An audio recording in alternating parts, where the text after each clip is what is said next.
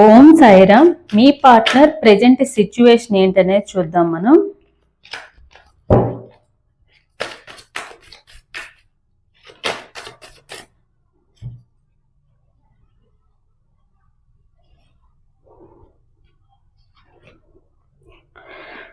Three of swords.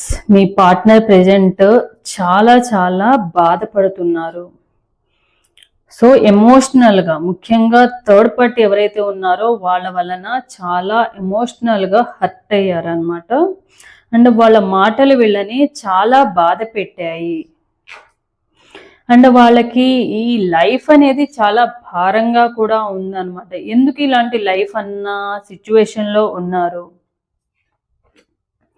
So మీరు తనకు చేసిన మీతో సపోర్ట్ కానివ్వండి, మీరు కానివ్వండి, వాళ్ళకి పదే పదే గుర్తుకు వస్తున్నారు. అండ్ మీతో కమ్యూనికేషన్ అవ్వాలని అయితే వాళ్ళకి అనిపిస్తూ ఉంది.